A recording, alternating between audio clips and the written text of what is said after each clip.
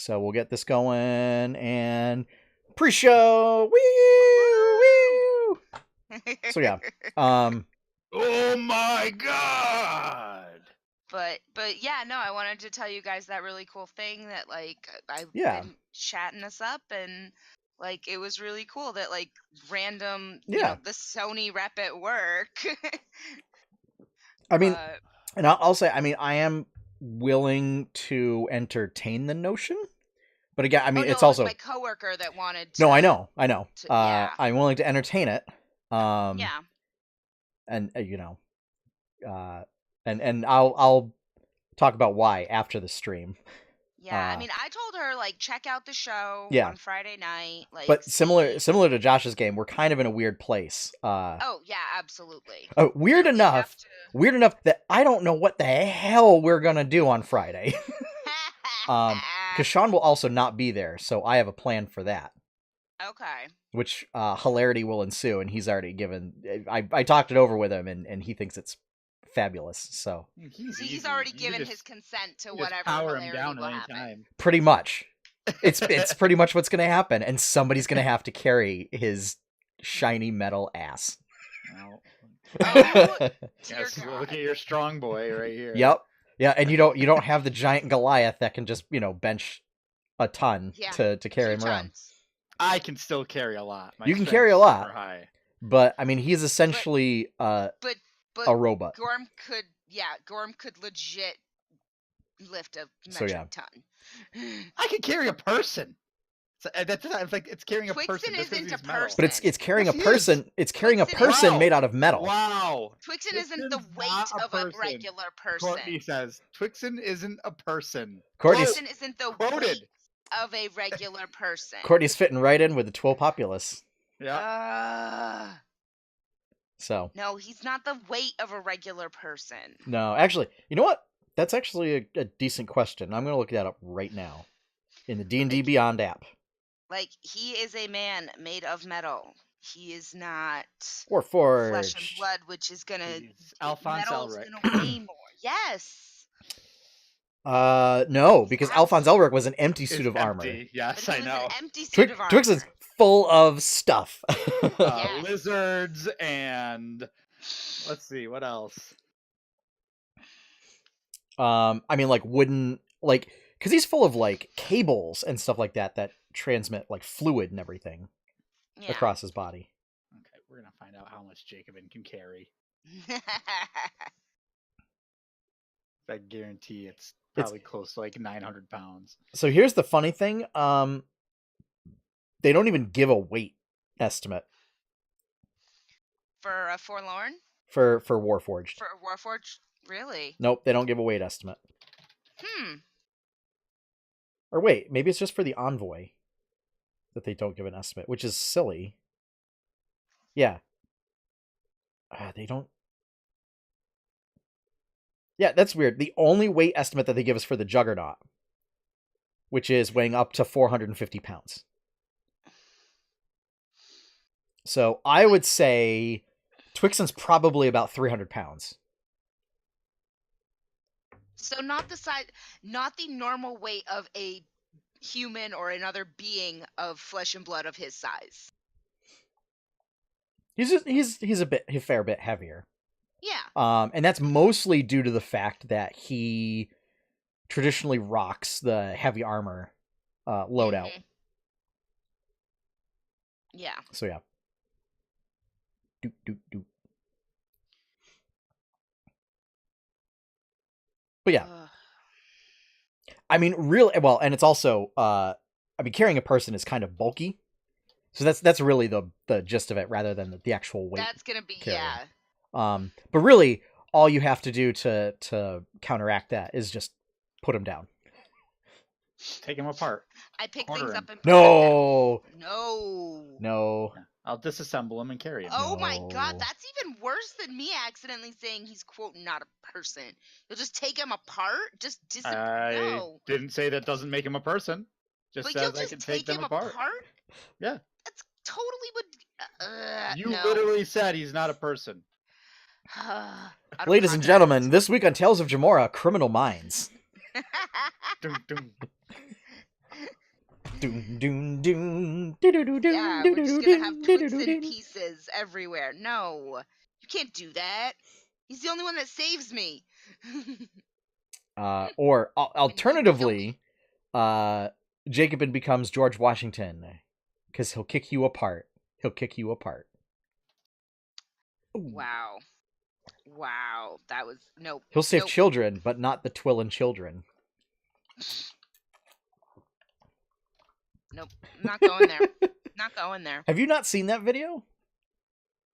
I haven't actually. It's Brad Neely, and it's like Okay. a music video where it's these two guys sing about Washington, and it's just like all these absurd facts.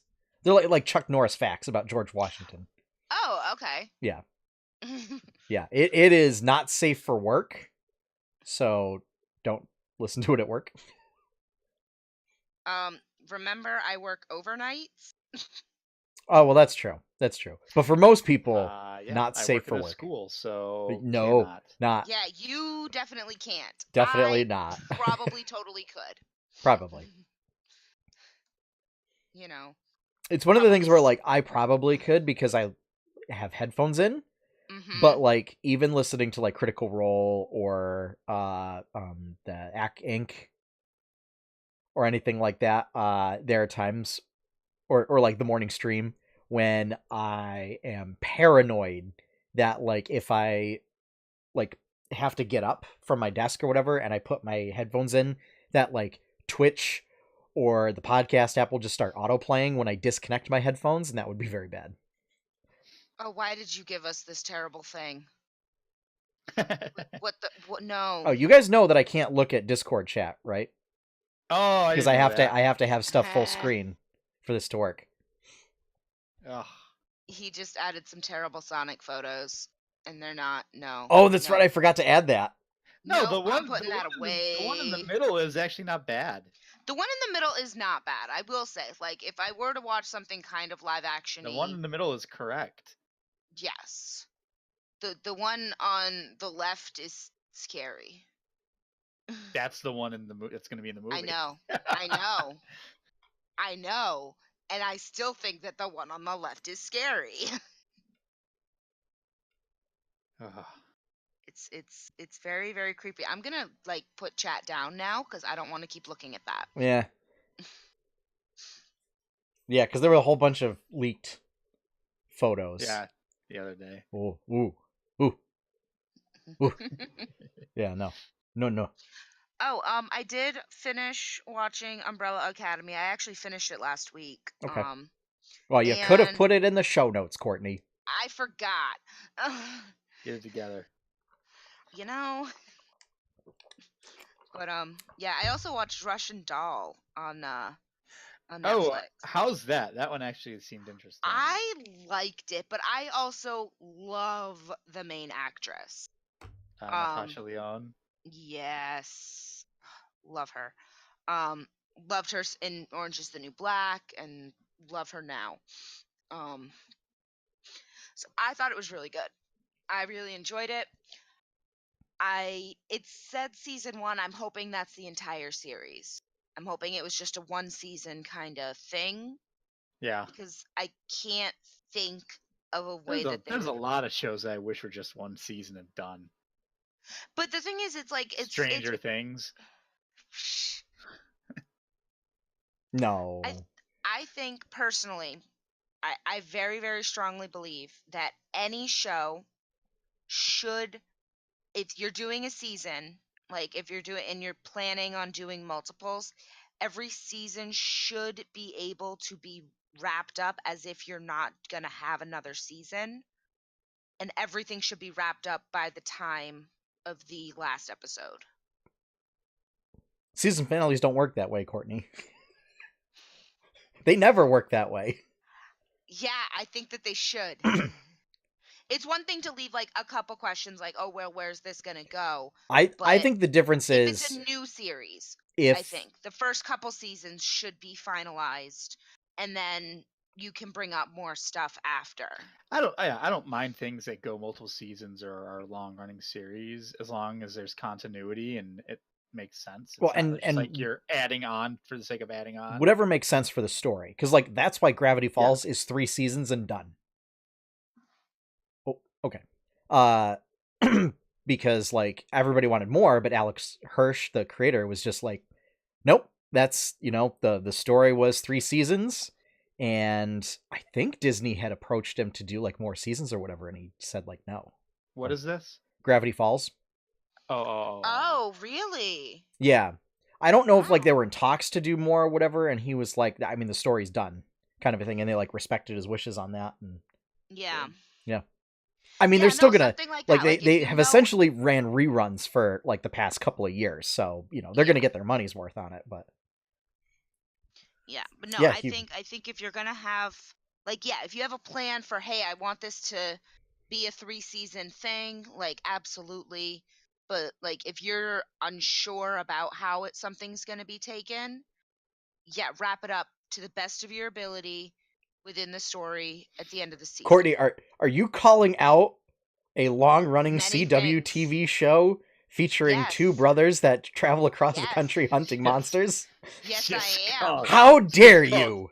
Yes. 2 brothers. I love them dearly. Do not mistake this. I love them dearly. But my goodness. And my goodness. Tornado, and then give me some sort of like some semblance. Meteor. No, it's give just me some 2 brothers. just called 2 brothers. Well, because it's occasionally 2 brothers and a guy. I'm doing a Rick and Morty reference. Oh, okay. Yeah, I hate that show. Do you know how much I'm subjected to that so much now? Like it used to be just a simple matter of just ignore it. And I don't have to choose to watch it. And now I'm switching through the channels at 3 a.m. because I'm like, dear God, give me something other than Rick and Morty. Give me Cleveland Courtney, Show. Give me Cleveland Show before you give me Rick and Morty. Courtney, if you have access, the Nicktoons network is generally pretty good for late night because they just rerun old Nickelodeon cartoons. I don't have that one. We don't have that one. I think by 3 a.m. they're showing Rugrats.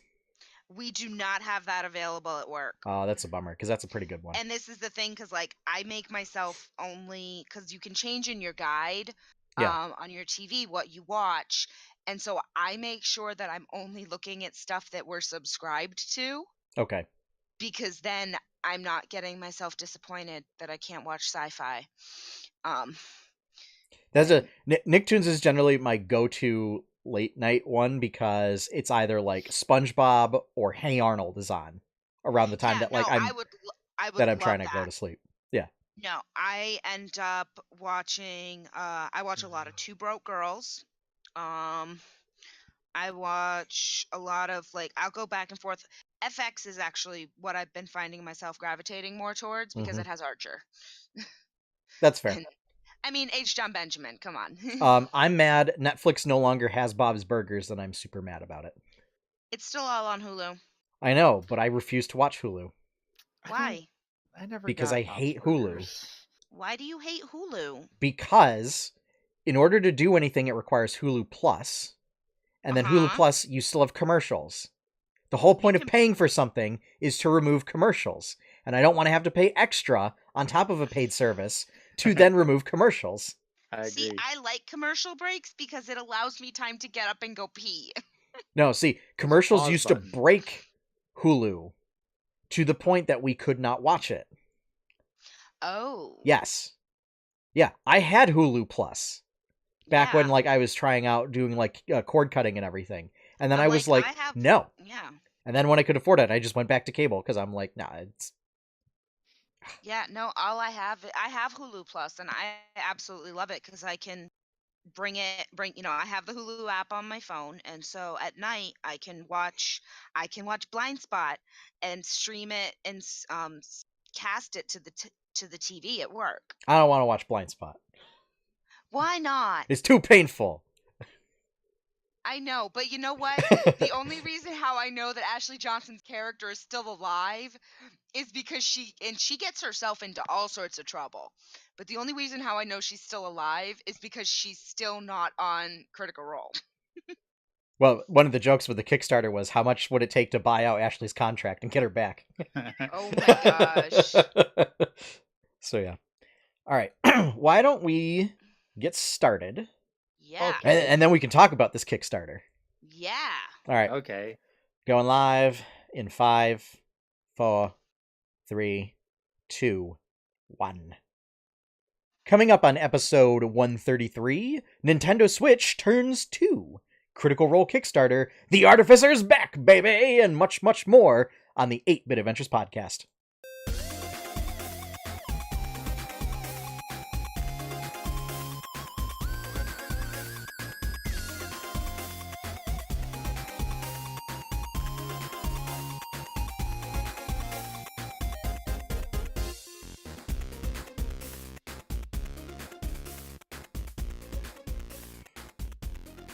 Hello, everyone, and welcome back to another episode of the 8-Bit Adventures podcast, episode 133, here in, totally not spring at all, but I am your host, Sean Hayes, and with me are my wonderful co-hosts, as always, Courtney Bolin.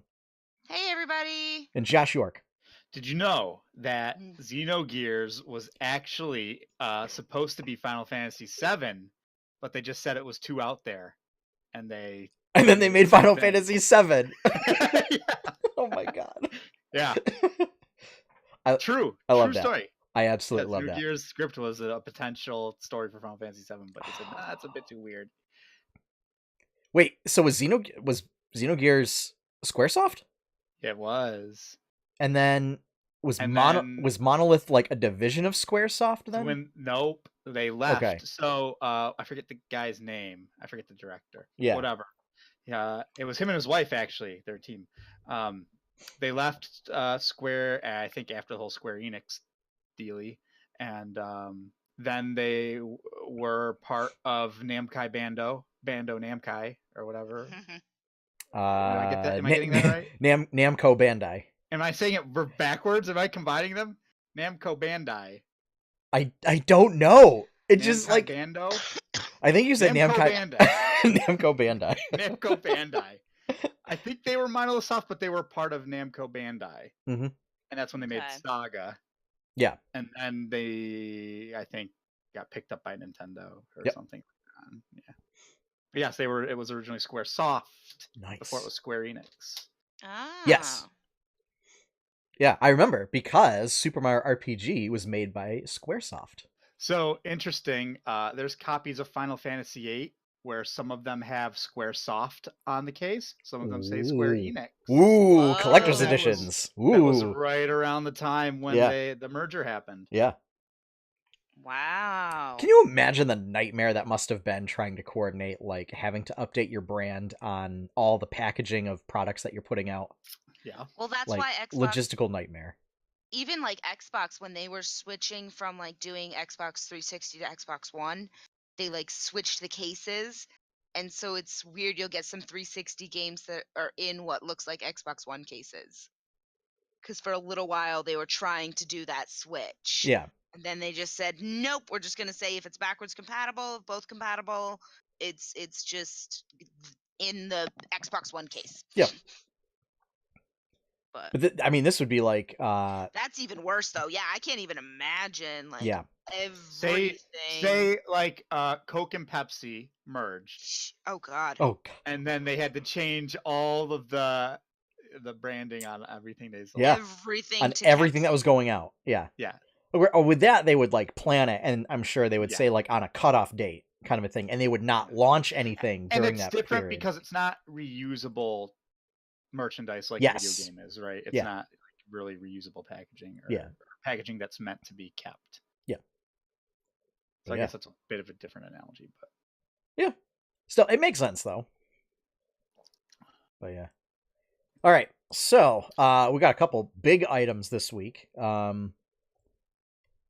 First up, since this is making like major news outlets and everything, so Critical Role's Kickstarter for what was supposed to be a single 22-minute special for a $750,000 Kickstarter, working with Titmouse Studios, who work on shows like Venture Brothers. Absolutely blown it out of the park, and is setting all sorts of records for Kickstarter. At the time of this stream, let's find out. Let's see, about $5.5 million. About. Sounds about right. Well, Yes. considering in 2015, there was an article from entrepreneur.com that the Pebble Time was the fastest funded project in Kickstarter history. And it actually raised over $10 million over like Well, but the fastest funded was, what was the original goal? Right? I don't know what the actual original goal was. Because in this case, it funded in 40 minutes. Yeah. But yeah, up to $5.5 million, just under $5.5 million right now. 43 days to go. Oh my gosh! And the team has been scrambling to come up with more stretch goals since the backers keep blowing past them. So basically, as I expected, I gotta look at what like the other goals are right now, because I think they've basically shifted just, like, from back it. They've just shifted from, instead of doing a single animated special and then just like adding more episodes. I think it's doing like a 4-episode block, but now they're also going to do song downloads. There's gonna be a karaoke version of it. Yes, Courtney, I'm trying as a reward. Trying to explain what the stretch goals are going to encompass. So, as of right now, they'll also encompass doing the Briarwood arc as an animated series. So, as well as involving like a whole bunch of one-shots. So, as of right now, they're going to do, one of the stretch goals is, Courtney dropped out. Oh, weird. Sorry about that, guys. Okay. So, they're doing the Briarwood arc as an animated series. That's going to be a stretch goal. In addition to one-shots that will be available to everybody. So they're just going to be normally streamed and everything. There's going to be a battle royale featuring guests of the Vox Machina campaign. Mm-hmm. So not Vox Machina. It's going to be like their friends. And now I understand why they've made so much so quickly, because their rewards are amazing. Yeah, they're pretty decent. Like, I've seriously been looking at these and I'm like, oh man, if you pledge $200 or more, you get a trinket plushie. Along with everything else. Along with a dice set, playing cards, an art print, a sticker set, your turn to roll downloads, karaoke downloads, ringtone downloads. Ooh, I'd love that as a ringtone. If you got $25K, just, burning a hole in your pocket. Yeah. I don't know if any of those are flown out to LA for to see the world premiere and have lunch with the cast. So and everything else. Oh, because I did this last before between podcasts, between shows. I'm already gonna go see them. I'm already gonna right. That's right, because you're going to you're going to that con out in Denver. So Denver comic book or pop culture con, basically Comic-Con, is Critical Role is going to be there. And so I had an extreme, like, oh my God. But yeah, I got tickets. So I'm actually gonna, and I have an alarm set in my phone for when their exclusive events are gonna start going. Mm-hmm. So I will be gone for 2 shows, or maybe just one, when I go out to go do that in May. Yeah. After my birthday. I've heard somewhere on Reddit, but I haven't really confirmed it on Twitter or anything like that. It's definitely true. Must be. Just that it's on the internet. That Must be true. The cast has supposedly like kind of been telling people to go, like now that they've reached this level of success, telling people to like, hey, can you also support other projects, kind of a thing, instead of keeping throwing money at us? Because I have seen just like a little bit of, I wouldn't call it backlash or whatever, but just like other indie tabletop RPG developers just a little bitter about like how much they can raise in the capital and everything, just because of how like giant they are. And it's not really like, it's not directed at Critical Role, just kind of our culture thing. And it's also probably kind of just like they're not mad at them, they're mad at just the success in general. Also how markets work. Yeah. I think that's what they're mad about.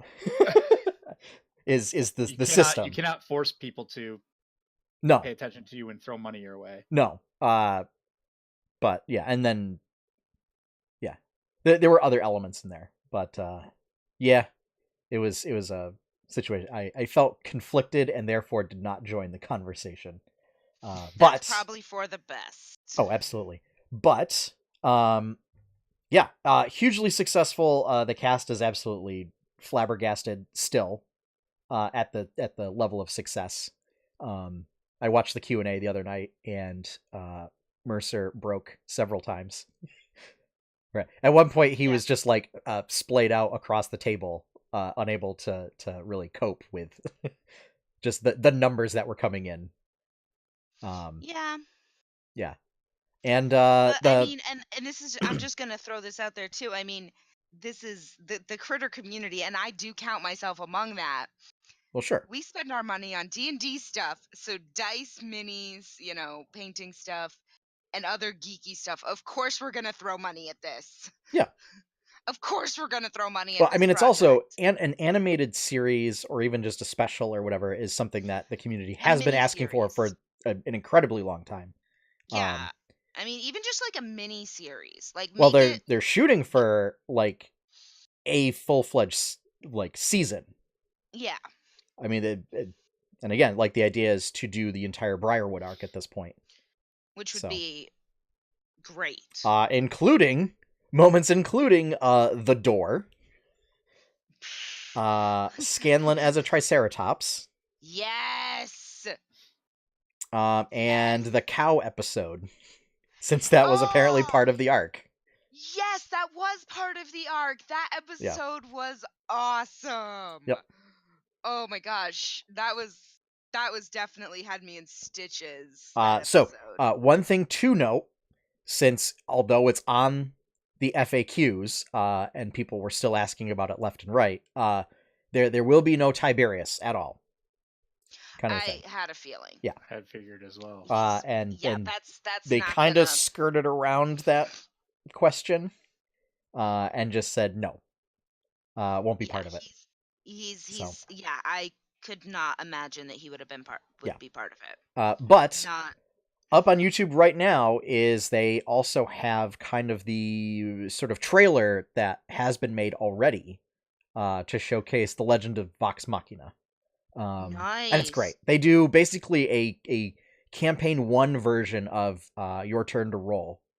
Oh, nice. Where it's kind of the same thing, except they put in a little more electric guitar and they substitute falchions for daggers. Yeah. So yeah, it's pretty cool. So, all right, I gotta bring the show notes back up because I keep closing them. All right. So, yes, big ol' Kickstarter. There's 43 days left to go, so you've got time. Also of note, because people tend to forget this, your card is not charged until the end of the Kickstarter.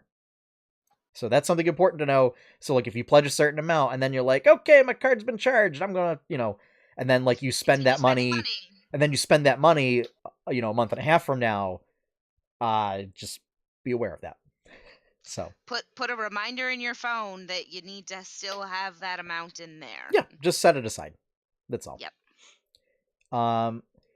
Further D&D news. For me personally, this was big news, and I know for quite a few D&D fans, this was big news. The Artificer finally got the rework and was released on Unearthed Arcana last week. So it will at some point be up on D&D Beyond. They did say because of the systems that they introduced with the Artificer, it's a little more complicated than other classes, so it'll take a little bit more time. But some of the big things are a lot more customizability than the last version, including something that I came up with for my own homebrew one is the idea of infusing normal items and creating magic items out of them. Whereas before it was like you get a magic item, and now it's like you essentially have a certain number of items that you can infuse, and you know a certain number of infusions. And one of those being that like you can infuse and create a magic item, and you just pick a specific magic item from the list. And so what you can do is like you can have up to 4 items infused. And if you infuse a 5th item, the first item you infused reverts to being a normal item. So it gets around the like, oh no, somebody stole my class features. Like if you were playing an old Artificer and like one of the items you got was like a bag of holding, and then somebody takes your bag of holding, it's like, oh no, it's gone.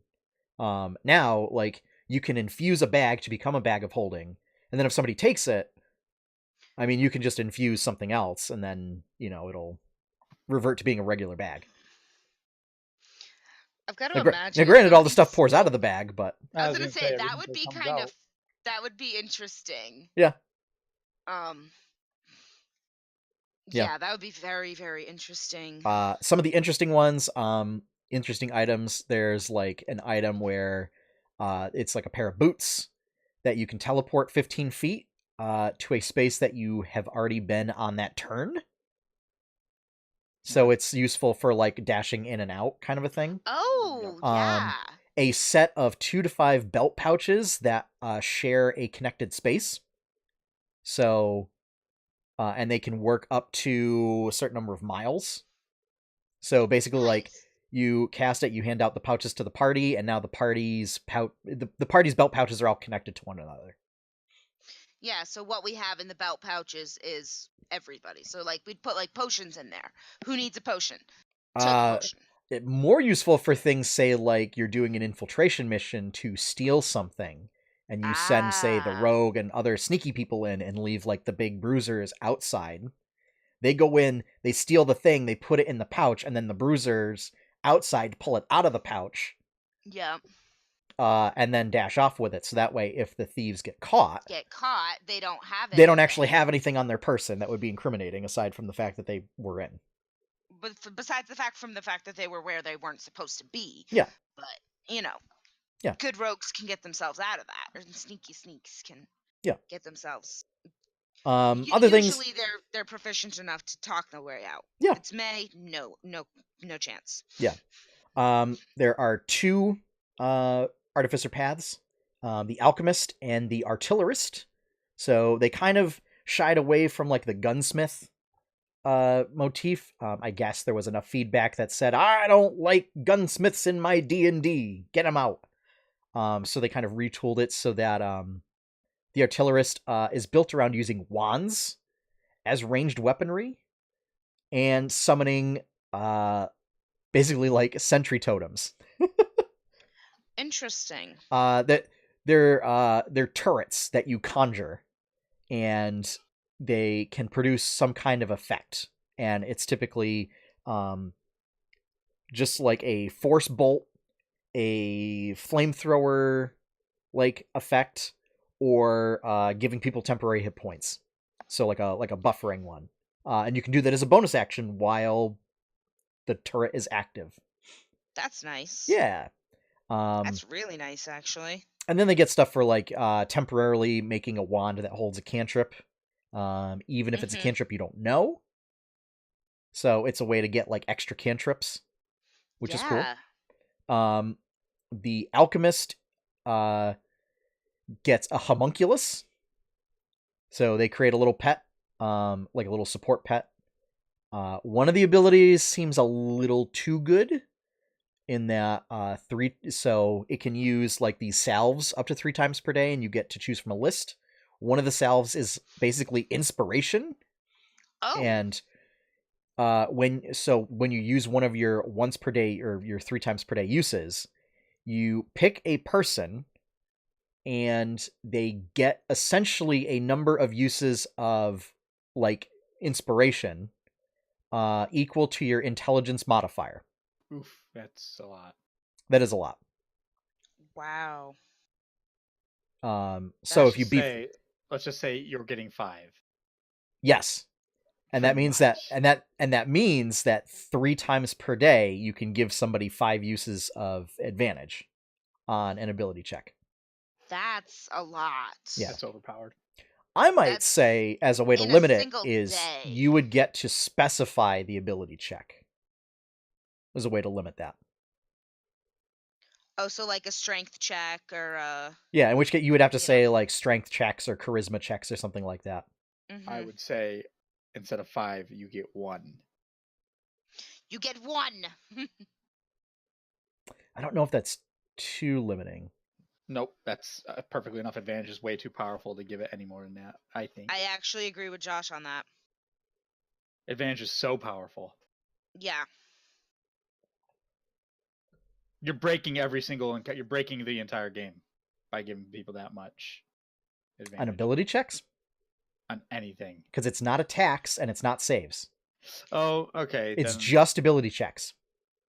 Then, well, still, depending on the session. Depends on the session. I think depending on the session, depending on the party, depending on what. Like, I just think intelligence modifiers too much. Why? So, why even? So, you're going through dungeon. You broke the dungeon because you just get advantage on all the trap, saves. Because the other, no, not saves, checks. Oh, checks. Yes. So it's, to find the traps, but it's not to necessarily right. avoid damage from them. Yeah. The other uses, where is the homunculus? Okay, so the other ones are, so it's alchemical salve 3 times per day. The target receives one of the following benefits of your choice: buoyancy, which is target gains a fly speed of 10 feet for 10 minutes. Okay. Inspiration. It's also within the next hour. Still.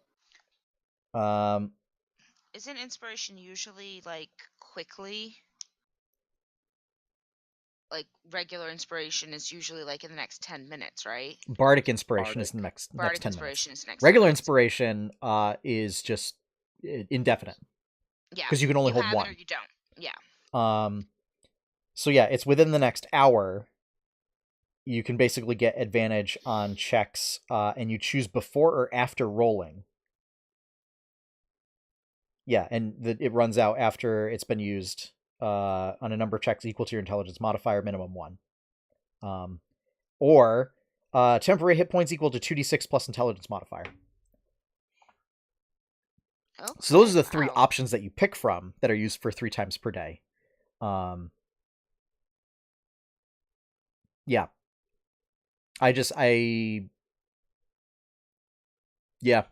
That's a lot Yeah. that can happen 3 times a day. Like So that definitely seems like a lot. I would just say for the inspiration one to just limit, I guess, the number of times to some other thing besides intelligence modifier. And then maybe change it up or something. I don't know. Like maybe to change it to like D6s instead of inspiration. Yeah. So that like you can use it up to 5 times, but you get a D6 instead of I might say advantage. Yeah, or I might say instead of intelligence modifier, make it a D4. Yeah. Because then maybe you get lucky and you get 4, maybe you get 1. I mean, that would work. Know what? Yeah. That would be a good way of doing it. Like you would just say, I don't know. Yeah, 3 times per day is that you would essentially get. That's actually, I like that, because that would essentially be guidance, and you could just say that you have plus 1d4 in ability checks for the next hour. No, I'm saying he's number saying of times equal to a D4. Oh. You Okay. get advantage a number of times equal to, instead of your intelligence modifier, equal to a D4 every time you cast it or do it. Yeah. I kind of like just adding a D4 then for an hour. Because you're having it's also a pretty decent way. You're having to expend like a once per day or a 3 times per day use on it. Actually, yeah, the D4, and it's equivalent to a cantrip. I think the D4 Yep. is better because just advantage is so strong. It is so powerful. Yeah. Yeah, because it can really especially if it's just a check though, it still can be the difference between Yeah. It's there's so many things that can change, that can sway. Yeah. But yeah, aside from that, they're kind of built to be like little scout creatures. Alchemists also excuse me, get bonus to acid damage, poison damage, and healing. And then later on, they become like resistant to acid and poison. They also gain the ability to cast Lesser Restoration and then later Greater Restoration for free a certain number of times per day. Whoa. Yeah.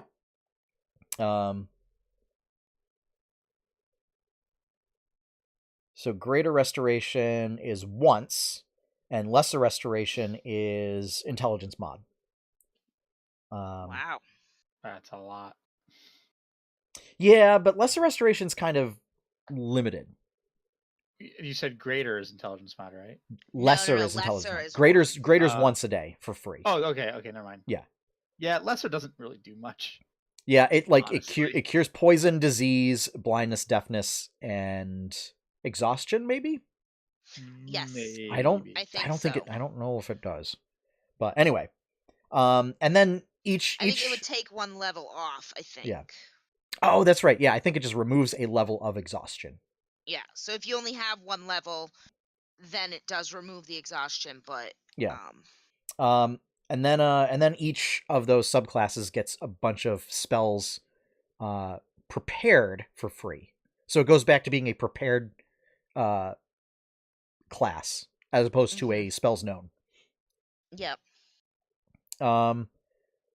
Also, one cool thing at level 10 is artificers gain the ability to swap out cantrips after a short rest. Interesting. Yeah, they get to swap out one cantrip after a short or long rest. So, and then you use tools as a spellcasting focus. Interesting.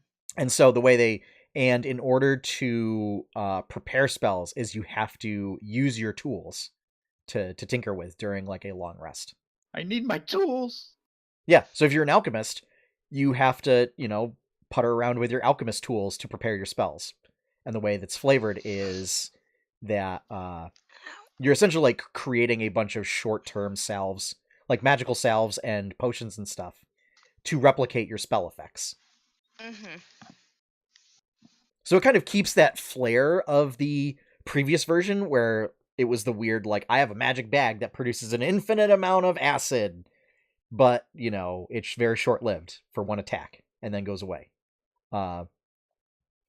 Without having to figure out, like, the weird action or sort of monetary economy value kind of a thing like that. Because these are basically just a different way of reflavoring spells. Yep. So, I dig it. I have a backup character that's already made. Oh, yeah. Yeah. For a while, I thought of my backup character just being a certain NPC that was formerly a PC. And then opted like, nah. I probably wouldn't allow that anyway. I figured. So instead, it will just be like his assistant. Maybe. Yeah. With all that money that we gave him, that he hired an assistant, and the assistant's like, okay. But yeah. No, I dig it. The capstone is still you can attune up to 6 items. Oh. Too many items. And then you get a +1 bonus to saving throws equal to the number of items attuned. There's some stuff on this that just seems too strong. That's double the amount of attuned items you can that's have. capstone though. I mean, that's level 20. Yeah. So I think it's more of the case that most of the level 20 capstones are not good enough. So honestly, yeah. Now that I think of it, because I know how if you guys ever get to level 20, I'm going to make it absolutely ridiculous. So you're going to need stuff like that. Yeah. I mean, I guess gods, okay. Right? At that point, yes, actually. Yeah. But and you'll be probably fighting things close to that level. Mm-hmm. practically gods. or that power Yes. scale. Yeah. So yeah, so I guess you need every little bit you can get. At 18th level, you can spell stores into an item. Spell stores. Yeah, What I was spell? like, Sorry, wait a second, you store what? spells into an item. It's called a spell we go. storing item. Namkai Bando. Namkai Bando. Yeah. So, excuse me. When you finish a long rest, you can touch one simple or martial weapon or an item that you can use as a spellcasting focus and store a first or second level spell in it that requires an action to cast. You don't need to have the spell prepared. With the option in hand, You are not prepared. a creature can take an action to produce the spell's effect from it using your spellcasting ability modifier. So anybody that is holding the item can cast that spell. Just one time? The spell stays in the object until it has been used a number of times equal to twice your intelligence modifier. Wow. Or until you use this feature again. Oh, okay. So. But just yeah. first and second level spells? Just first and second level spells. I mean, you can still do that's some where damage. That's where you say, I'm going to take my sword and I'm going to put a level 2 cure wounds in the sword. And then anybody that's holding the sword can cast Cure Wounds without it using a spell slot. Yeah, not a bad idea. That is definitely not a bad idea. That's very strong. 18th level. Are they spellcasters? They are half casters. Half cast. Okay. Yep. So they get up to 5th level spells. Good, because the only way I can justify making them have all this really awesome stuff is that they got to kind of be crappy at everything else. And they have a pretty limited spell list too. Yeah. One thing to note is they do get a custom spell called Arcane Weapon. What it does is it lasts for an hour, takes a bonus action to cast, and then your weapon deals plus 1d6 damage of a type of elemental damage. Requires concentration. And the weapon is considered magical during the duration. Pretty good. Wanna know why? Because you're gonna be stretching your points trying to get them all into int, and then putting anything into something that's gonna make you good with a weapon. You're gonna be hurting. Absolutely. I feel like this class is really. I guess your dump is charisma and wisdom. I don't know. So I think if you're playing to the trope, dump is wisdom. Yeah. I think if you're doing like a finesse-based one, you could probably dump strength.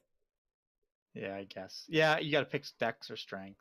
But you are only you're only proficient with simple weapons, hand crossbows, and heavy crossbows. So your dex. So, the only simple finesse weapon are daggers. So dagger. Yeah. So unless like you're playing an elf or something and you get bonus proficiencies, or you pick up a feat to gain like 4 weapon proficiencies or something, or a background. Okay, that's fine. That's just you have to make it hard for them to be. You can't have them be good at everything, right? You can't have them like correct do everything. Yeah. So if you want to, you have to like take the hard path and forego other things. And arcane weapon is self. You can't cast it on somebody else's weapon. Yep. Yeah. So that's they also get extra attack. Okay. But with the stipulation that the weapon has to be magical. Oh. So if your weapon is not magical, you don't get the extra attack. What if you cast arcane weapon on it? Does that count as magical? It counts because the spell, when you cast on the spell, specifically says it makes it a magic weapon. Okay. I would also argue that casting magic weapon on the weapon makes it magical. Yes, it does. Because I don't know if that's in the spell. I don't know if it says it in the spell description. It specifically says it in arcane weapon. That's why. Yeah. And if you upcast it up to 3rd level, it lasts for 8 hours. Oh wow. But still requires concentration. It requires concentration too. It also requires concentration. Yeah. Oof. Wow. It's concentration up to an hour. Takes a bonus action plus 1d6 elemental damage. Weapon is magical, and then as a bonus action, you can change the damage type. So. Interesting. Yeah. Very, very interesting. I mean, it's kind of like Hunter's Mark, but it's on your weapon instead of on the target. Yes. And you don't get the lame tracking bonuses that pretty much everybody ignores. Because it rarely comes up, because your target does not come up that often. Your target rarely gets away if you've got Hunter's Mark on it. So, but yeah, I'm super stoked. I think it's a big step forward from what they had. I'm excited to see what kind of homebrew subclasses people are going to come up with when it goes up on Beyond, because that will be available. See if somebody remakes the gunsmith. Mm-hmm. Which I think I like the concept of, but I think it was a little too narrowly focused. Because it was just like basically all your class features were just additional firing modes for the cannon. And that gets a little plus I think like with Gunslinger up on there, it's like if people want to play kind of like a gunslinger type thing, it was really pointed to like they should go play that. Yeah. Plus you get Second Wind and Action Surge. So yeah. What's there to complain about, really? Yeah. So that is up on Unearthed Arcana right now, and will be up soon at TM on D&D Beyond. Yeah. Cool. All right. Next is Mystic. They have been working. I mean, I saw a couple of Mike Merles' sort of game design streams, and they were trying to come up with stuff for the Mystic. Oh yeah. And I think the issue is that I think what they need to do is to break up.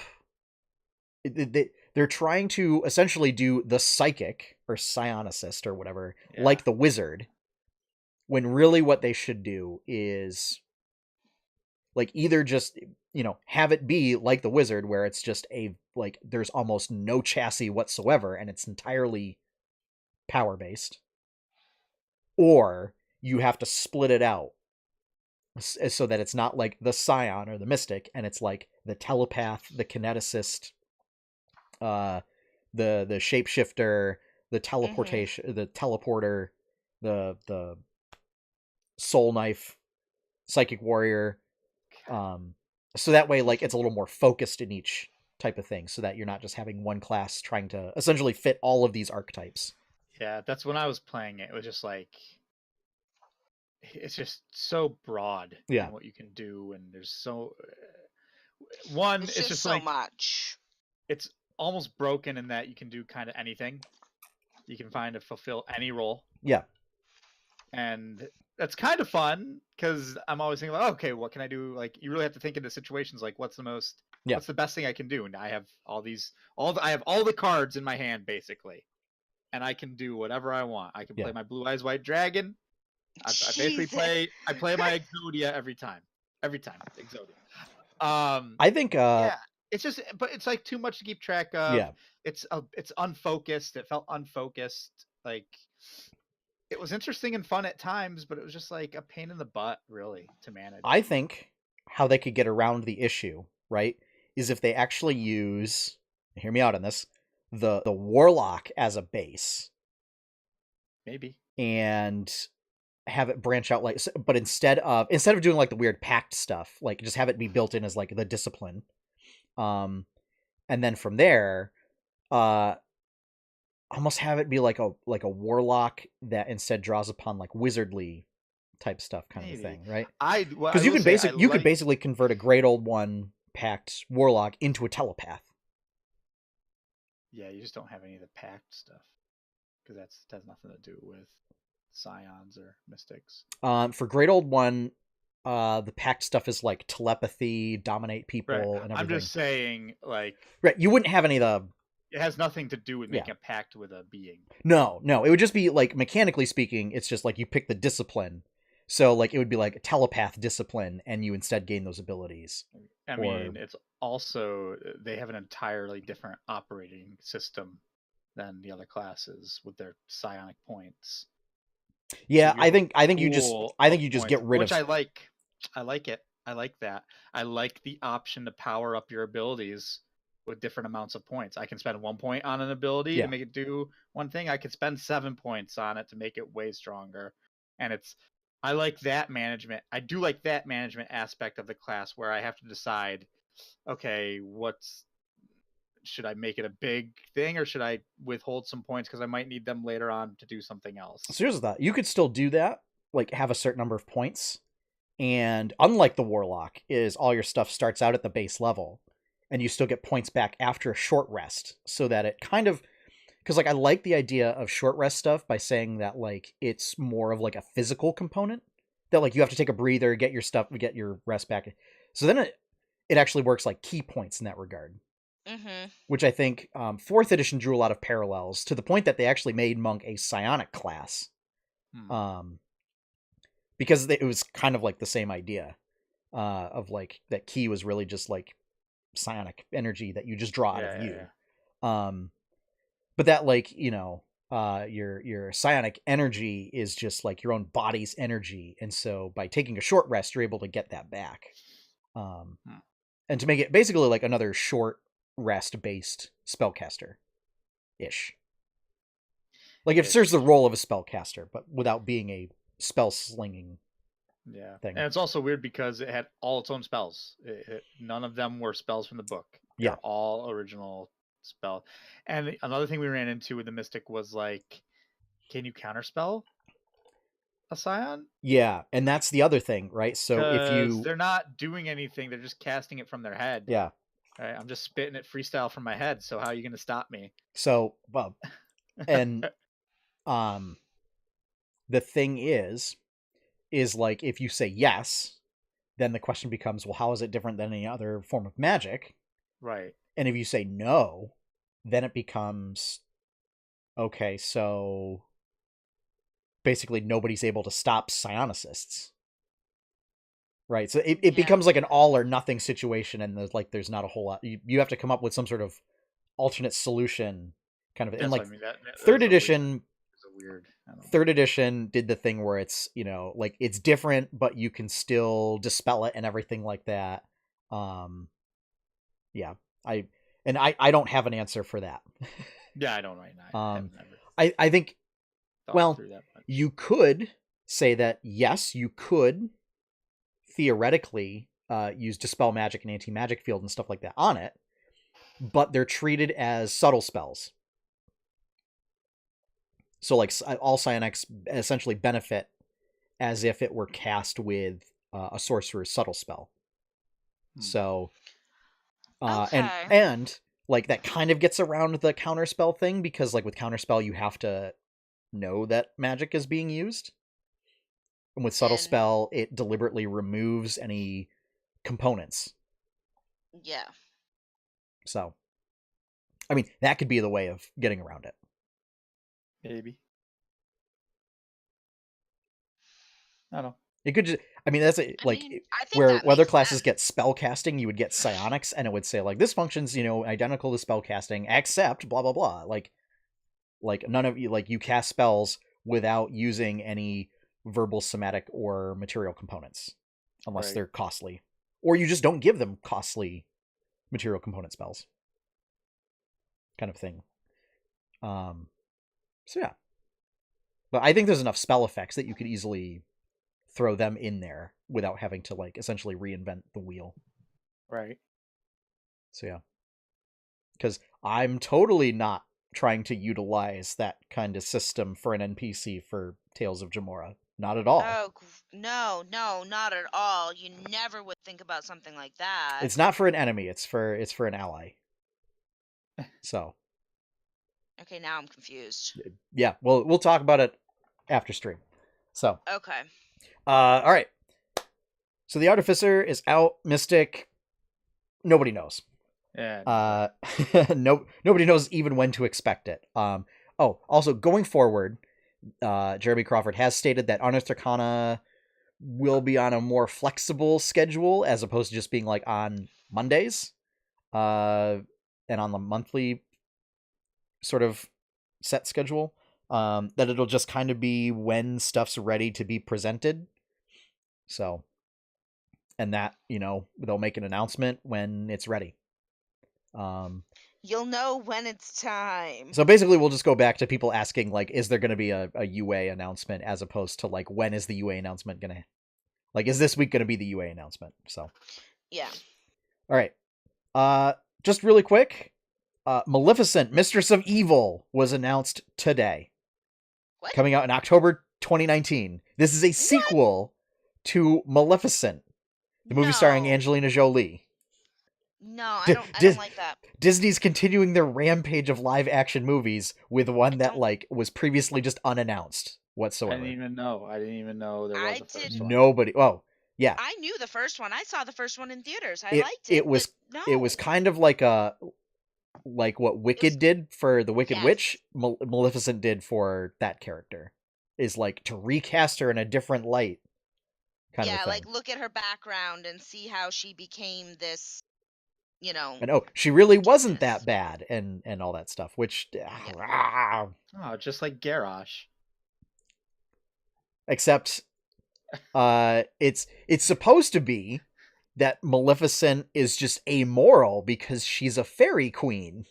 Okay. So that she doesn't have any mortal notions of good or evil, and she's just spiteful. Okay. She's not supposed to be heroic or non-heroic. Which to mere mortals seems villainous. Spiteful. To be spiteful in my book is pretty villainous. No. That's literally what I'm talking about. Is like to mere mortals. That is a villainous trait, but it's just amoral. Is that in lots of classical literature, Fae just have no concept of sort of mortal morals. Well, they better learn. No. Yeah, no, you don't argue sort of ethics and morals with Fae. It never bodes well. Jacobin would. Jacobin would then find himself sort of like locked away in a staircase for like 50 years. Minimum. I'm breaking out. If they didn't get if they're lucky and remembered that they put you in there. Can't be stopped. Can't stop, won't stop. Yeah. # Jacobin lies. Yeah. Maybe you guys will find out what would happen in that scenario. Maybe. Oh goodness. But anyway, yeah, I'm not excited for this at all. I have no. That makes more garbage Disney live action crap. 4 live action movies that are coming out this year. Yeah. That's way too many. Like, I'm sorry, but that is way too many. So we joke about kind of Josh getting burned out on Marvel movies at this point. Like that, getting 4 coming out in a year, getting burned out just in a year. Yeah. Of course, I'm kind of already burned out, and the first one hasn't even come out yet for the year. So yeah, Dumbo releases later this month. Yeah, no. Well, you Disney haven't been excited for Dumbo for the entire time. But it's like I'm not excited really for any of them. Yeah. At this point. I mean, I'm still excited for Lion King. I mean, a little bit, but I'm optimistically I'm pessimistically excited. So like I'm saying, listen, I don't know what I'm going into. It might be terrible, but I mean, let's put it this way. I mean, the fact that they're doing John Oliver as Zazu. I mean, if they're doing like a shot-for-shot remake, like, I mean, at the very minimum, it'll be good. Yep. The question will just be why. So. Yep. I mean, more importantly, there's a live-action Gundam movie in the works. So of course, I mean, live-action Max is way more rad than anything Disney's doing. You need a live-action Xenosaga TV series. Oh, Jesus. Because you can't do a film. No, it's 3 games. Yeah, you have to do a TV series. Full of pseudo-religious and philosophical BS. Not even live action. Just give it the Castlevania treatment.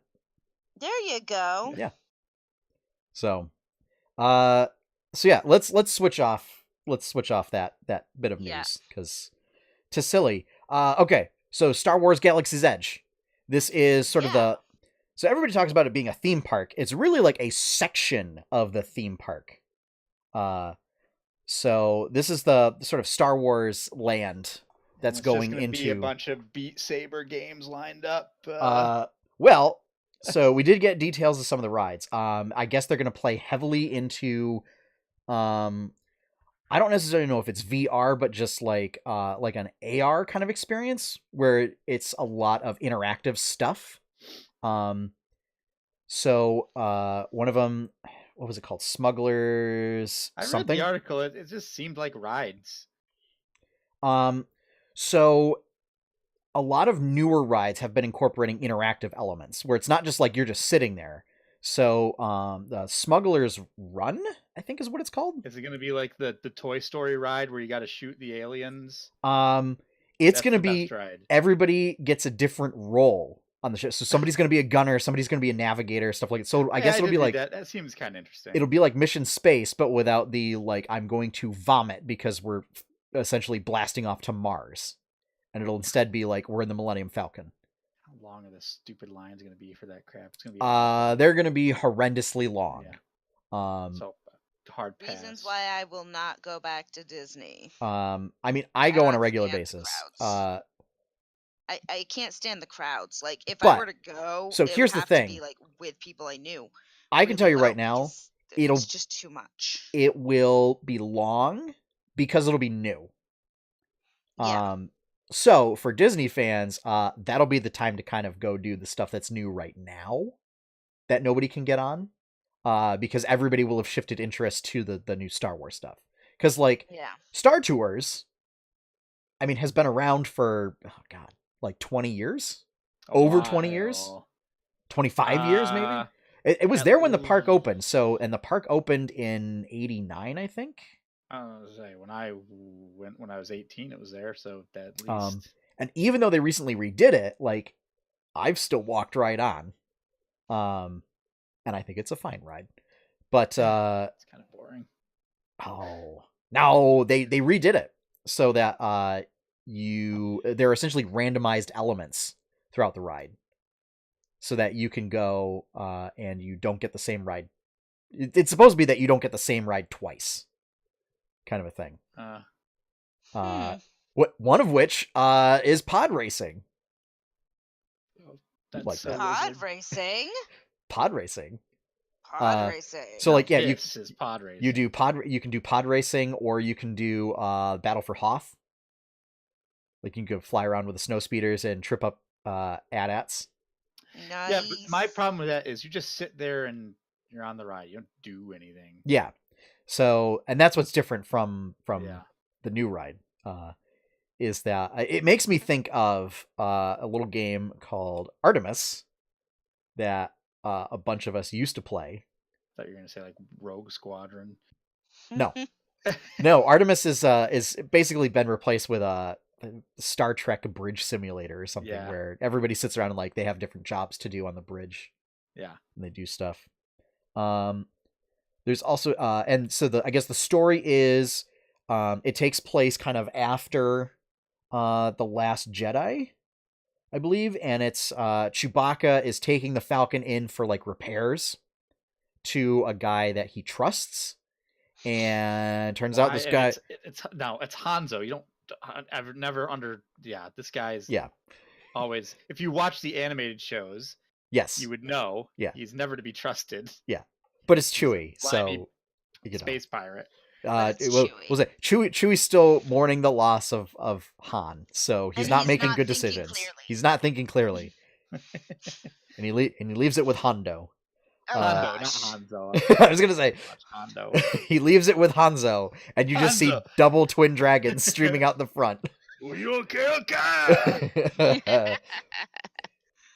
And then the other one is Star Wars Rise of the Resistance. Ooh. And where was this? I had stuff for this. You had stuff pulled up. Most of it, oh, here we go. Because most of the article talked about Smuggler's Run, because I guess it's a little more fleshed out. One thing is the waiting area will be the interior of the Falcon. So, like, you can go sit around in the basically common area, play a little hollow chess, get yelled at for making moves that would upset Chewbacca. So, let's see. Wait. So, wait, you say the waiting area. So this is like the line for that? Yeah. Would have? Okay. Yeah, so the thing that the park that Disney has been doing with its parks and attractions has been that new rides now have interactive elements in the queue. So that way, like, it's not just like you're standing around waiting. There's like stuff to do while you're waiting in line. Okay. So like Haunted Mansion, for example, will have like tombstones and like crypts and stuff that, like, when you touch them will either like play music, or there'll be like books that pop out and you can push them and like other books will pop out, kind of a thing. So, you know, it's like a cat. You know, and just stuff like that. There's like little games in the Little Mermaid ride. When they first launched, there were issues of the queue not moving fast enough because people kept playing the game. So Disney actually had to like turn off some of the features so that people would keep moving. So yeah, I mean, it's a good idea though. As of right now, Rise of the Resistance looks like it's just a regular ride. So, but it looks like you get recruited into the Resistance. You step on board a transport ship, and on the way to the mission, the party is captured by a Star Destroyer and thrown into a detention center. From there, I guess must make their escape, along with coming face to face with characters from the films. It's said to be the longest attraction Disney's ever created. Is it like an escape room? It will be on foot for part of the trek, which includes passing through a First Order docking bay, featuring a full-size TIE fighter and 2 hulking AT-AT walkers. A portion that includes a tram ride. And at certain points there will be special effects including blaster fire and explosions. Wow. It looks like it's going to be a combination of a traditional theme park ride and stunt show. Okay. I just want that. Ambitious. I just want that VR thing that I heard happen like one time. Did I tell you about that? No. So it was a VR, but there's something VR thing. There's something like that at Disney Quest. Maybe. So you go in with a group of people. Yeah. You all put on VR goggles, and it's like what it really is like a big open warehouse. And once you put on the VR goggles, you're in the game or whatever, and you go around and like it's like, oh, go pick up a gun, and you run around in the physical room, and you go pick up, and like what you see in your VR is there's a physical gun in the physical room actually, and then you got to like run around the room fighting stormtroopers or whatever. Yeah, I know. VR, and you're actually like physically moving around this large space, which I know at Disney Quest there is some kind of Star Wars VR game. And I can't remember what it's called, like, I don't know, Star Wars, like Black Hole or something like that, or whatever. Or like Star Wars, like, into the... I hesitate Star Wars into Darkness, because that's not at all correct. No. Star Wars VR. Disney Quest. Not Disby. Disby, yes. Disby. Yes, the Chinese knockoff of Disney. Welcome to Disby. Oh, it's just The Void is what it's called. That's why. It's just called The Void. Okay. Yeah, opened last year. Interesting. So yeah. I mean, I'm excited. I'll see Galaxy's Edge at some point. I know it's going to be absolutely mobbed, and that park is very small to begin with. So At the very least, maybe it means that I'll be able to actually, I don't know, get into other rides at the park. As is usually the case when new stuff opens. So yeah. Yep, people would rather wait in line for hours. Yeah. So normally when I go, if it's over 20 minutes, I'm like, no, I'm not going to do it. But Yeah. Megan has been convincing me to stay in lines longer than that. Like Wow. when 20 we went minutes to... is not bad. 20 minutes is not No, it's not bad. But it's like when you get over that, it's like, I mean, I can do When- other stuff. Like I can go Yeah. do another ride instead of waiting for this one. Yeah. Full disclosure is I've been there a lot. So for me, like it's not... Yeah. Like for me, like if I don't do a particular ride, I'm like, well, I'll come back and do it next year, kind of a thing. Yeah. Yeah. You're able to go, and it's not like this is Yes. what we've got. Because at least for me, a Disney vacation is actually absurdly cheaper than doing other vacations. It's weird. Yeah. Yeah. Due to all circumstances of where my family works and everything. So, Yeah. but yeah. Anything else that we got? I will say, I'm not staying at that hotel that they're building. that the prices for that are going to be outrageous. And no. Stay in a tent in the parking lot. No, it's If they'd let me, I vacation would. club, dude. We don't pay for any sort of hotel. But what you're talking about, that the Void website, yeah, the Secrets of the Empire. Yes. That's exactly what I was talking about. Yep. It's like a virtual reality experience thing. That's what I want. That's all I want. Yeah, I did think about doing so that. you want VR laser tag? Yes. Yep.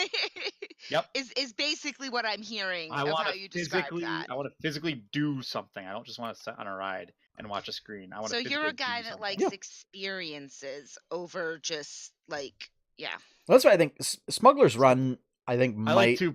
fill I more of cannot watch sports. I love to play sports. I do not like watching sports. I Mhm. can't watch So baseball. I love You do playing not baseball. like being a spectator. You prefer No. to be a player. Most of the time, yes. So, all right. Just last up, really quick. The Nintendo Switch turns 2 this month. Yeah, I Already, can't believe it's 2 years. 2. It's been a fantastic 2 years for the Switch. It's been 2 years since it came out. Zordo, Breath of the Wilderness, and Yep. and There's been some amazing- Super Mario, and Lots of Super Mario titles. Martinet Odysseus. Yeah. and not Xenogears. not Xenogears. Pokemon's Let's Go to the Park. Pokeman. No, Let's go to the park. I'm actually like I'm there's still some titles that I'm looking really to that are coming out. Pokemon Go to the polls. Oh God. Okay, Hillary. Okay, Hillary. Jesus. So, wow. Yeah, I mean, just as far as stuff coming out this year, I mean, we've got some good titles coming out this year, but I mean, the past 2 years, you know, we got Zelda, we got Mario, we got Donkey Kong. Yep, Tropical Freeze. Tropical Freeze came out. Mhm. We had Pokemon Let's Go. Yep. Yeah, we had Xenoblade. A bunch of stuff was also ported over for the Switch. So we've got like Yes. Skyrim on there now, Resident Evil Revelations. I saw something about Turok coming on the Switch today. What? Yeah. No. I'm pretty sure I saw something about Turok. Oh, good. N64 one. Oh no. Yeah. Yeah, we also saw though the advent of Switch Online and being able to play with your friends for less than $20 or less for a year. And best battle royale game, Tetris 99, which I will say out of all the battle royale games, Tetris 99 has been the only one in which I have come in number 1 before. Wow. Yeah, can't do it in Fortnite. I actually saw something online that was like 10-year-olds are too good. No. Yeah, I mean I actually saw something online that was like these 10-year-olds that are playing like Tetris 99 now, or even they're like getting owned by like grandmas and stuff like that who are like, they've been playing Tetris for 30, 40, 50 years. I have been watching a YouTube series of a guy that has 85 consecutive wins right now. He's on an 85 win streak. And I'm just like, if this person is in a match with me, I'm just going to rage quit. Because because they do, they build up really tall and then do T-spins to just clear all their lines. And it's like, that's just absurd. Let me just play Tetris normally. Freaking T-spins. Which, for those that don't know, I don't know what T-spin is. I wasn't going to ask either. If you set up your rows or whatever so that you have a space where you have a block, and then below that block is you have a space for the little T block. Yep. You can apparently rotate that block around corners and everything and break physics to get it to fit and slide it into spaces so that you could have a thing where it's like this and then there's a space here and then it alternates. So that it almost creates a zipper effect. And just keep rotating it down to get it to fit into the lowest spot. And if you do that and clear a line, it's called a T-spin clear, and you send bonus garbage blocks over to your opponents when you do that. I have also figured out that you can target people to send blocks over to, and that was a great day.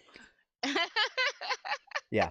I also find out that when you KO other people, it matters because if you KO enough people, you get bonuses to the number of garbage blocks that you send over. So it's actually relevant to try and KO people, which was blew my mind. So yeah. I found my best strategy was to simply just play the game and try to stay alive rather than really, because you get to a certain point of the game when there's 4 people left, you're just I'm not going to try and do anything fancy. This is literally just stay alive. Yeah. Stay alive with Tetris. Yeah. But yeah. No, I Switch has been good.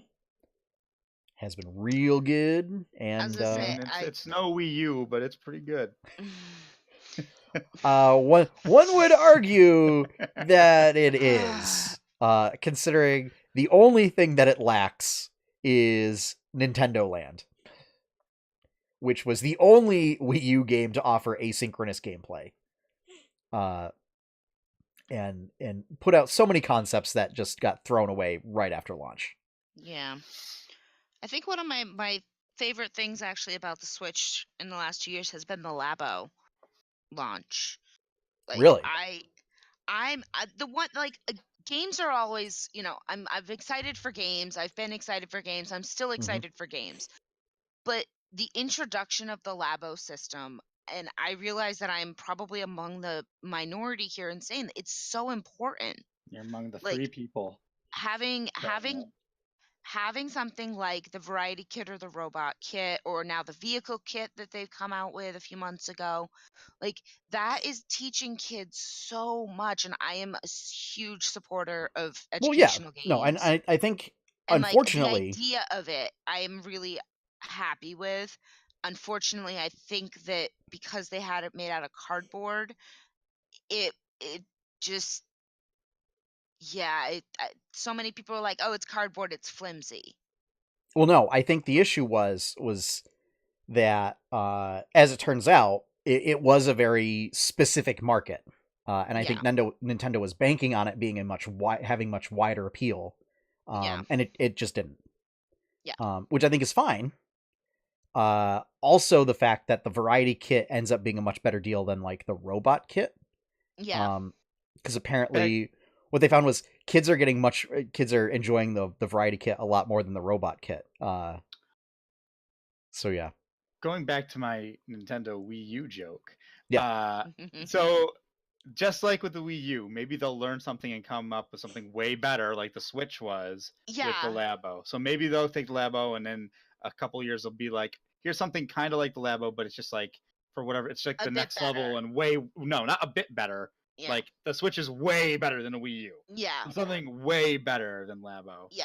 I hope Here's so. something simple that would make oodles of money is instead of Labo, Nintendo Lego.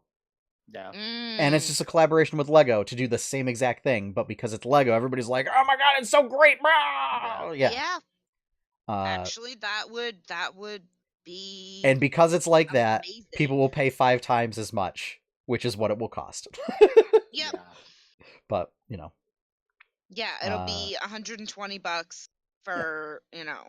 Yeah, well, I was looking to get a, just because I wanted a Lego Slave One Boba Fett ship. Good luck. I was like, yeah. Good luck. Like, whoa. That's pricey. Yeah, I'm never gonna get that Millennium Falcon. I've wanted it for years, and I'm never gonna get it. I'll stick to buying. I remember when the Star Destroyer was first came out, and it was super expensive then, and it's only gotten more expensive. Mm-hmm. Yeah, Legos are expensive. Yeah, they're really expensive. So, all right. I think it's time to talk about what's been going on this week with 8-Bit Adventures. Yeah. So, big news this week is we've released our latest show, Berkshire Bites, released today. So, it's still in approval on iTunes, Pocket Casts, but you should be able to pick it up on Podbean, Spotify, or you can listen to it directly on the website at 8bitadventures.com. So what this is, it's going to be a bi-weekly short-form podcast where my fiancée Megan and I basically review a local restaurant that we've gone to eat at. Yeah. So, or, you know, just talking about food in the Berkshires. So it's going to be kind of a hyper-local thing. So if you're local... So are you guys going to talk about the farmer's market in the summer? I mean, maybe. Yeah. Maybe. There's lots of food there. But, so if you're local or if you enjoy visiting the Berkshires, it's of value to you. So, first episode's about Biggins Diggins, which is a local place here in Lanesboro. So go check it out. Cool. Also, thank you to Hyper Potions for letting us use one of their tracks for music in that. Awesome. Yeah. Thank you. Yes. So, we got a comic. Yes, I have been waiting for this. And this is me just trying to think of what else happened over the past week. But basically, also experimented doing a late night monster hunting stream.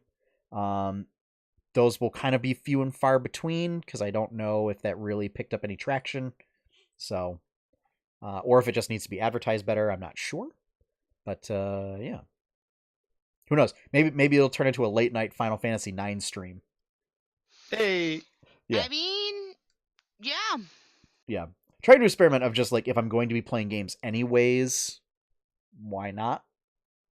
Right. But the only issue is that I have to make sure that like I really soundproof because although like I can wear headphones to block out the sound and everything, I can't block this out.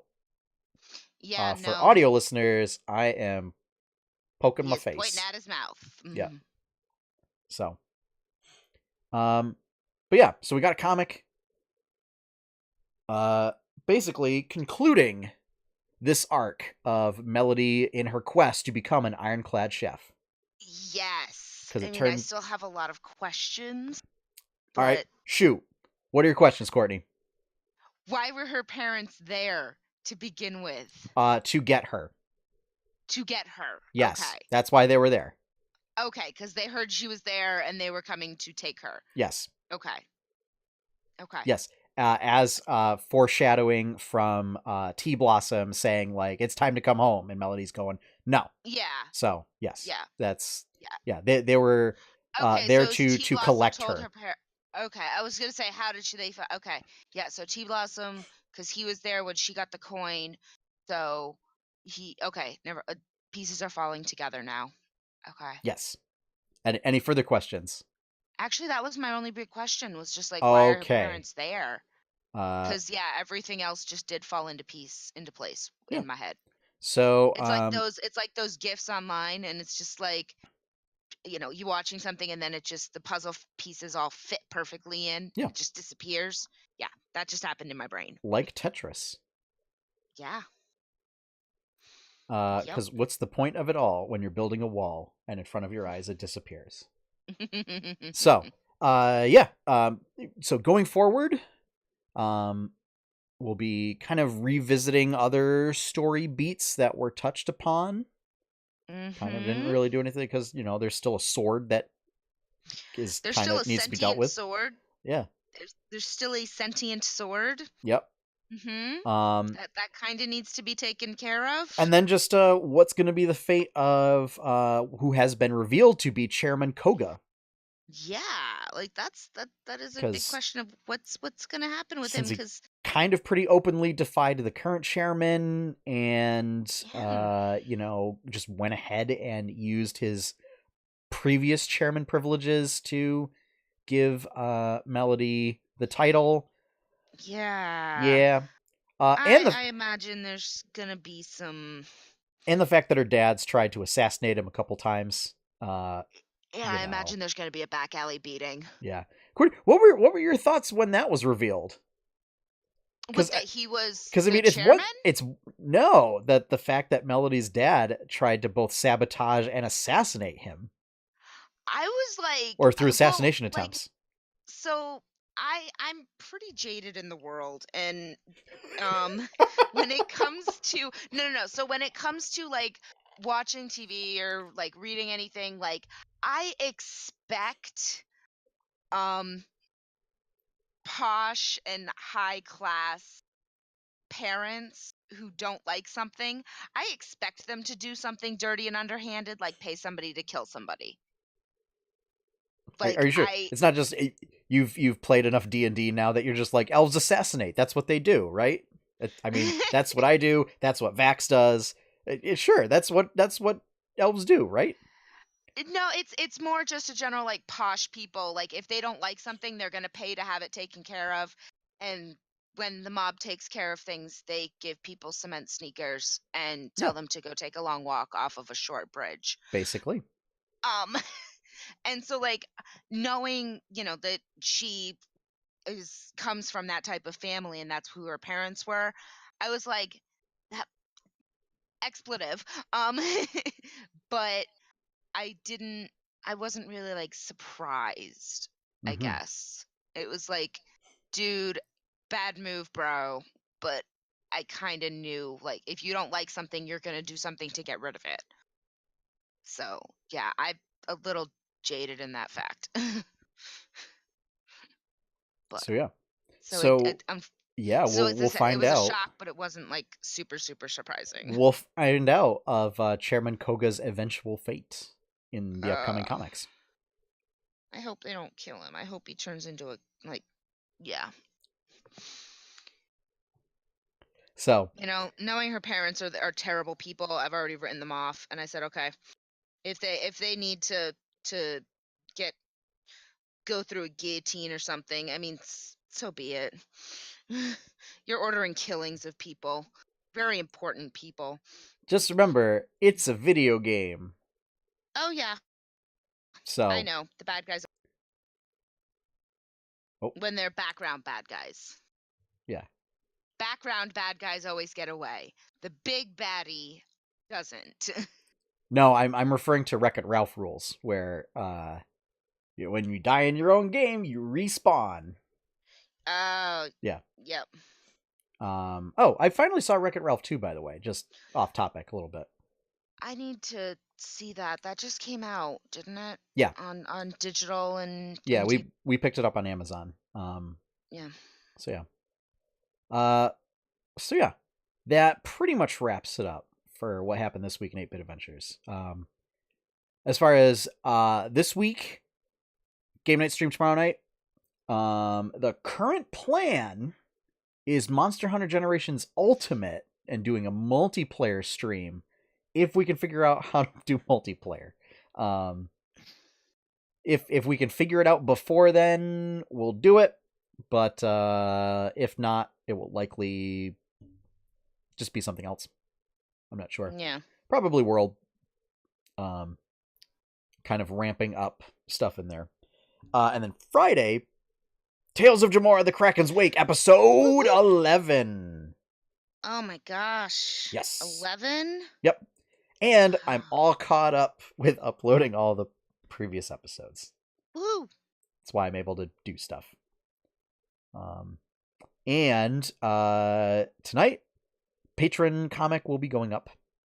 Yeah. For all the patrons. So the next sort of misadventures of Monty and Speedy. And yeah. But yeah, go support Berkshire Bites. And as far as sort of any of the podcasts, please consider giving them a 5-star review on iTunes. So that way people see them. Yeah. So. All right. Now, on to Quest Log. Whoop.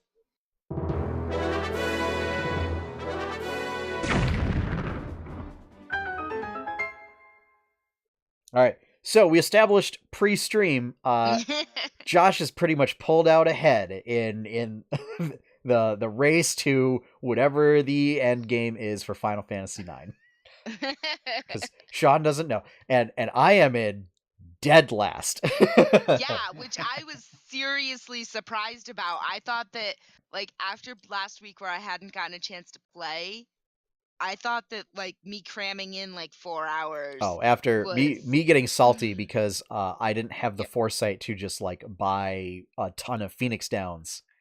And so when you told me that, I was thinking, like, that's a person always hit the item shop. I don't stock up on. I get like 5 Phoenix Downs because I don't expect to die that much. Oh, I expect to die that much. I do buy a lot of potions. That's the thing. I had a lot of potions. It was just the fact that Everyone was dead. I went into the ice caverns, and I encountered like those little the tusked enemies. I forget what they were called. And they cast Blizzard on the princess, one-shot her, used my Phoenix Down to revive her, and then they just recast Blizzard on her before I could heal her. And then I was like, I'm done. I'm done with this game. I legitimately thought that I was just going to stop right there. And then I looked up on the IGN. When you sent me that message, I was so mad. The tone was like, oh, I'm like, he's done. Like, that's it. Sean. So I got your messages too. You saw that I could get your messages. Yes. I was sleeping. Yeah. So I said, sucks to be you, and went back to bed. Yeah. That is what I thought. It took going onto the IGN wiki and then seeing that there is a Phoenix Down and then finding out that there is a way to turn off random encounters. There apparently it's like in a like quote unquote cheat menu. Yeah. So I mean, I won't do any of the other cheats, but I will do that one because like that's kind of a common feature in games these days. That actually made things a lot more enjoyable. So that way, coincidentally, the same thing that I enjoy about Pokemon Let's Go is the fact that I can choose when to have a random encounter. But yeah, so I ended up doing that, and then I found there was a Phoenix Down in there. So then I revived the princess, and then went back, healed everybody up, and then just sort of did mindless grinding while watching Criminal Minds. See, it's funny. I find that this is one game that, like, I love games that I can play while doing, like, watching something. I'm actually paying attention to this game, which might be how far I'm, like, might be why I'm getting so far. Because, like, I'm just not paying attention to the TV when it's on at night at work. And I was able to grind out, like, 2 hours this morning before my back made it too painful to keep sitting. What do you think of the story and characters so far, Courtney? I like it. I like the princess doesn't want to be there type of deal, but she feels she has to save everybody. Like, I like the Steiner who's just Absolutely. He's over it. He's over it.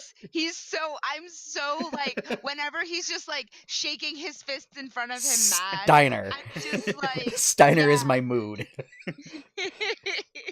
Just like, I find him he's so much wonderful comic relief. And Vivi just makes me be like, okay, I need to buff you somehow. How the god do I keep you alive? How? Put him in the back row. Put him in the back row. Yeah, but I Yeah. don't have enough people in my party to do that yet. You just do it in the menu. You do that in the menu. Yeah. Oh, I can. Yeah, you can. I mean, go to Courtney, you can throw menu everybody in the order. back row if you want. Yeah, back row just makes them take a little less damage. They also do less physical damage, but VV doesn't matter because you should only be VV casting is magic. magic, yeah. Exactly. That's why. I don't know if anybody has ranged weaponry at this point in the game, but they I don't know if anybody ever has a ranged weapon. Because they made a big point to mention that ranged weapons also deal full damage from the back row. Oh, I guess Garnet does get ranged weapons at some point. So yeah, I actually got to remember to do that too. So I need to throw the princess in the back row. Because at this point, like, she doesn't even do anything. Because I'm just like, I just need to make sure she doesn't die. So I just have her defend the entire time. Yeah, I mean, it's tough. Until somebody's damaged. It took me a couple times fighting those witch things to realize that they're not going to hit her at all, ever. So I was using her as heal bot. Oh, what were they? Black Waltz? Yeah, the waltzes. Oh, yeah. Black Waltz. Yeah, because they won't. Yeah, because they wouldn't interesting. hit her. So I was just I didn't like, realize okay, that. let's. I didn't realize that. They seem to just focus on Vivi. The first one, yeah, they won't hit the princess. So it took me, honestly, like, I don't know how many times I've seen the game over sign. And I just go right back in. Yeah. I'll admit, early on, between, I think, in the forest, I got a game over screen, and then maybe even once or twice in the ice cavern, I got a game over screen. But that was because I was playing it a little risky. I would get low health and be like, I could get one more attack in before I use a potion. So I only got a game over screen once. And it was during the boss battle in the ice cavern, which, like, I wasn't expecting that the rest of, like, I wouldn't have the rest of my party, and I was like, But yeah, I am a large visitor to the game over sign, or to the game over screen. I got to the point. I've done enough grinding that I'm out leveling a little bit of the story where I am right now. So like, yeah, and like my Zidane is super strong right now. He easily one shots normal mobs most of the time. Yeah. See, most of the time I have Zidane is stealing. Yes. Or just using items. Or he's like backup heal bot. Zidane's my main damager right now. Yeah, that's what I'm having him do right now too. I'm pretty much grinding AP to unlock, his stupid fleeing abilities. You get on Zidane, there's an ability called Mug, which just combines steal and attack into one. Yeah, that's pretty standard. Which I think I got the item that lets me get it. I just gotta. Yeah. I'd stopped because I need to do a bit more grinding for some abilities. Yeah, but yeah. So according to the IGN wiki, I'm almost through disc 1 of the walkthrough. Because remember this was a 4-disc game. This is a 4-disc game on PlayStation 1. This was a 4-disc game. Yeah. So, as I said in pre-roll, though, I am not ashamed to admit that I am definitely the person who would buy the walkthrough book. I am the person who likes to know where everything is, but I'm still finding it really enjoyable. Like, because I still have to go around and figure out, like, talk to people and see what's this and see what's there. And but like, if I get stuck, I'll bring that up and be like, okay, where do I need to go now? Oh, there's stairs there. I totally didn't even realize that those were stairs. I've been going and trying to get downstairs for and I think 5 minutes. Since you and I are playing on Switch, I think it's fair because it's still using kind of the original backgrounds. Yeah, I couldn't Yeah. figure out once I Yeah. got out of the because I was in um that that new castle place Yep. and Lindblom. Lindblom, yeah, I was there and we'd just come out of the inn and I was trying to figure out no, I'd just come off the airship to the theater district and I was trying to figure out how do I get around somewhere and I completely didn't see the stairs at all.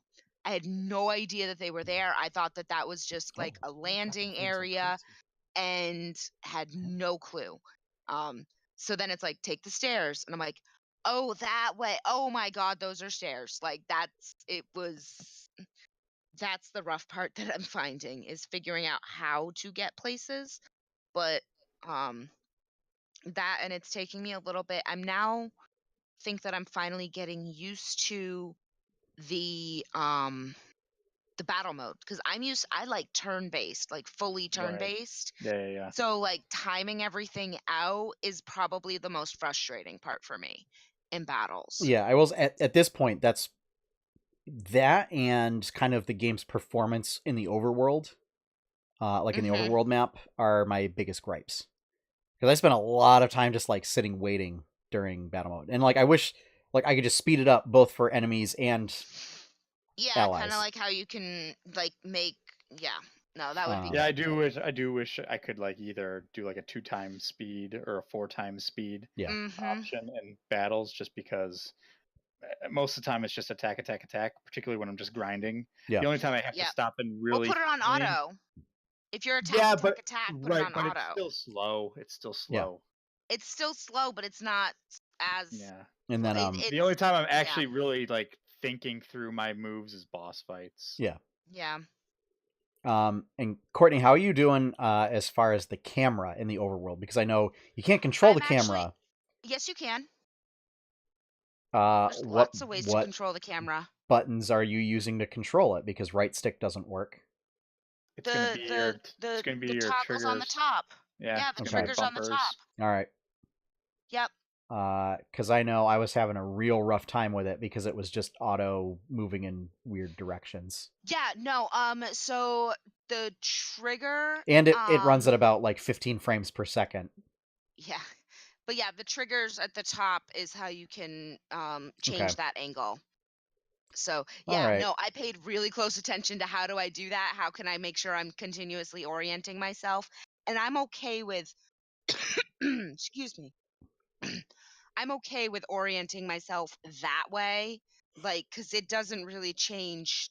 It just kind of spins around. But I also like that there is that overworld map at the top so I Yeah. can see which way I'm going and make sure I'm still going in the direction I need to be.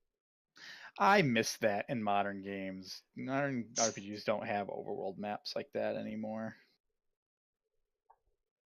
I like it. I always liked that. I don't know.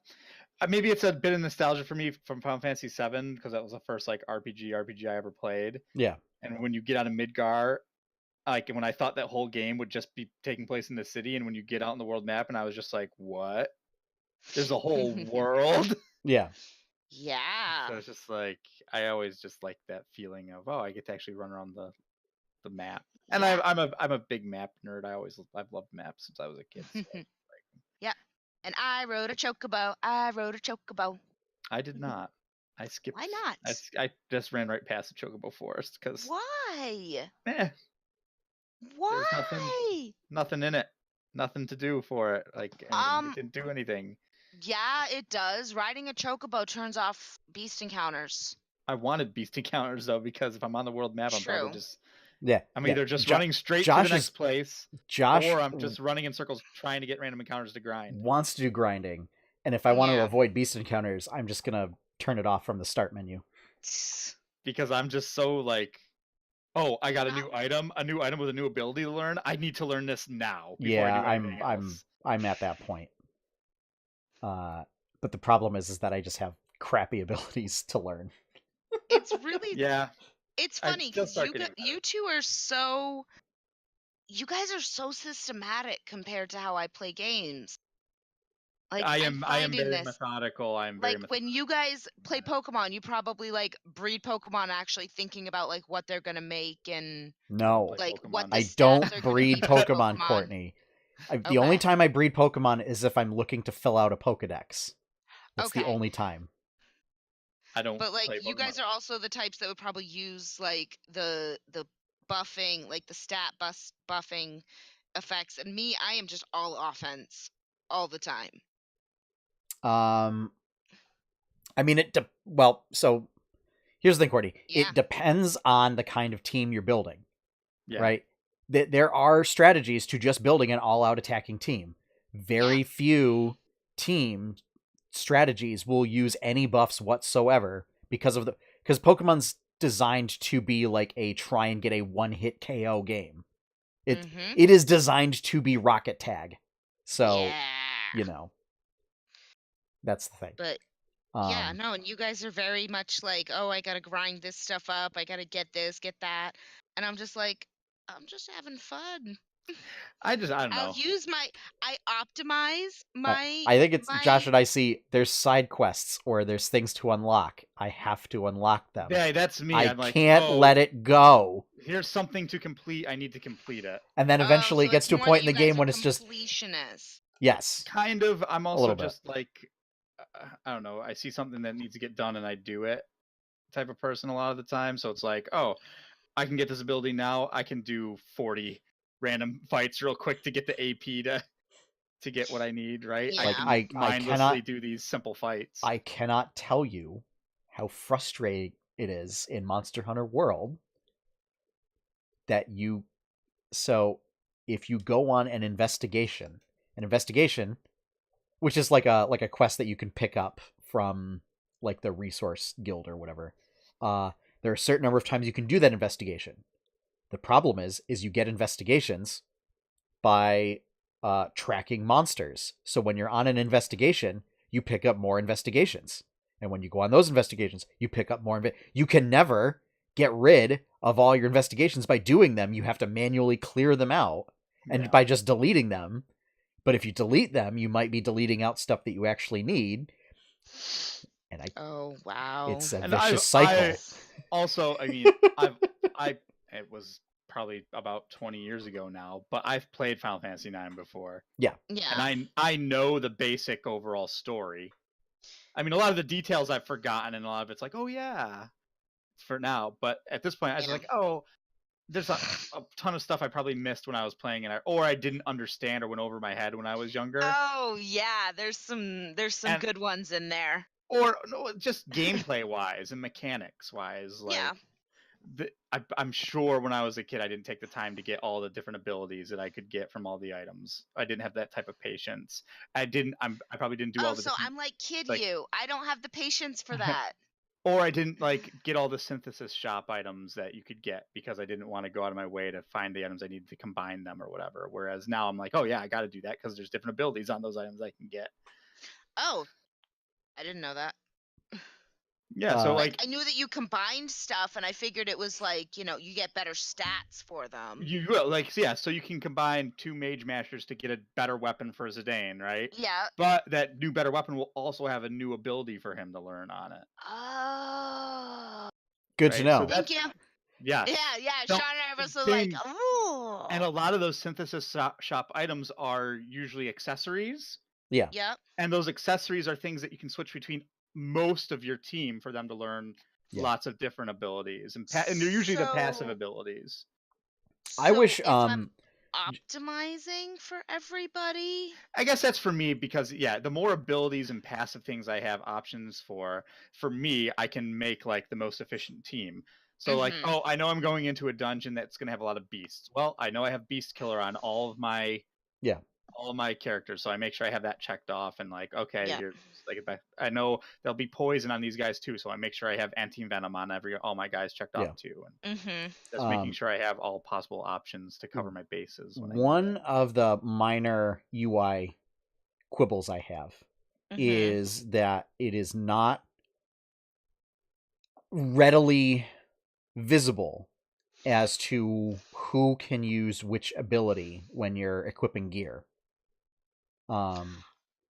right? Because like I'll equip like a leather vest on Vivi, and the leather vest will say, protect girls or whatever that stupid ability is called. Yep.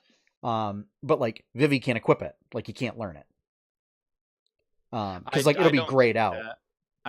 So that if it's grayed out, they can't do it. If there's a bar that. I just wish there would be like a more visual thing for that.